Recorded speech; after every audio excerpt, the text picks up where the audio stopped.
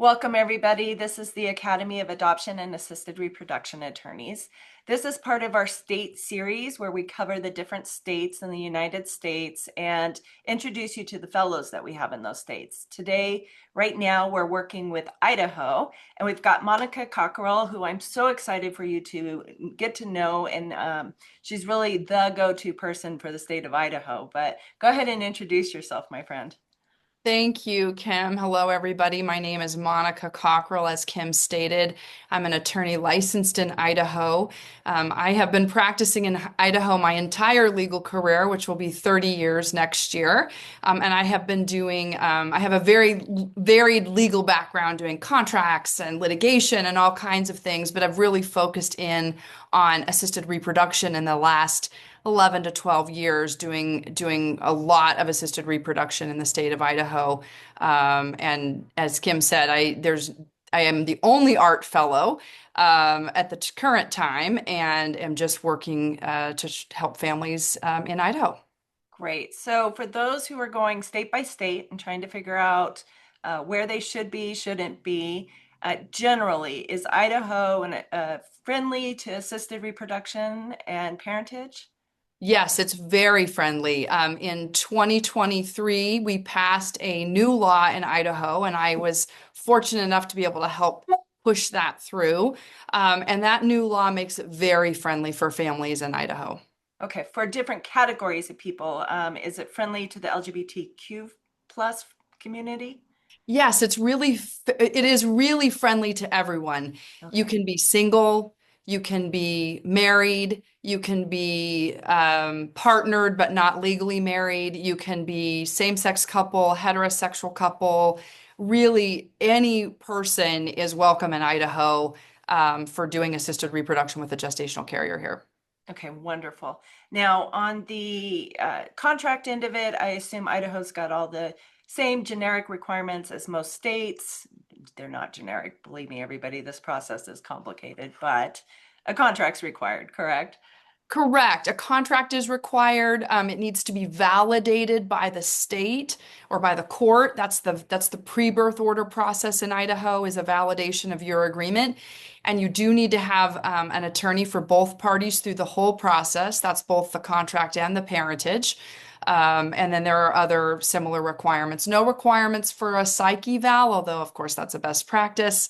But no other, specific requirements other than the agreement, and then some specifics for Idaho law, such as, somebody has to be a resident, either the intended parents or the carrier.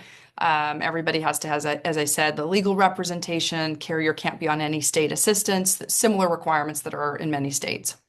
So everybody knows, I mean, Monica's giving you the legal requirements. So if your clinic requires something different, that is not what she's talking about. So you can't just tell your clinic no because Monica said no on a psych eval, right? Correct. That is the legal requirement. And as I said, very much a best practice. And if you were coming to me, I'd be asking why you didn't do it if you came to me and I did and I saw that you hadn't had one. Right. Okay. So a lot of people are also looking, they know to screen states and understand whether or not they're a pre-birth versus a post-birth order state. What is Idaho? Idaho is both, which can help some of our international Great. clients. We have a pre-birth order and a post-birth order. So your pre-birth order is, as I said, kind of a validating of your agreement, that your agreement has all the requirements of Idaho law.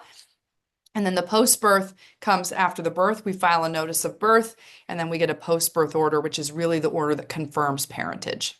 Awesome. Now, with once the baby's born, some of the other questions we get or we know people are searching the internet for is how long does it take to get a birth certificate in Idaho? Typically, it's about 2 weeks post-birth.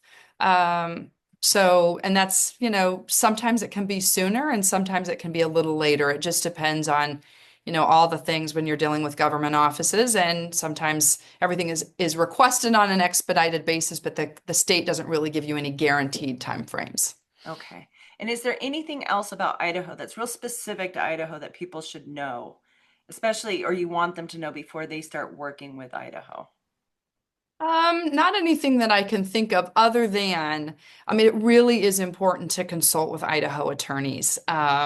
you know, I know there are lots of agencies and people in other states and great attorneys in other states, but really, because of the specific legal requirements to validate your agreement, it is really important to be at least consulting with one, if not both, of your attorneys being Idaho attorneys, because there are some little nuances in our laws that make it difficult and sometimes can require extra work if you don't consult with an Idaho attorney on the front end. Very good advice. All right, my friend. Well, we appreciate you. Everybody, you most likely got to this video by going to our website, which means Monica's contact information is right below that video on our website for the Academy. And all of our other fellows in different states are also on that site, but the website is adoptionart.org. And we have a full state directory where you can get all the information you need on any of our fellows. And of course, Monica, like the rest of our fellows, if there's a multi-state arrangement happening, we all have recommendations and referrals for everybody. Thank you for your time today, Monica. We appreciate you. Thanks, Kim.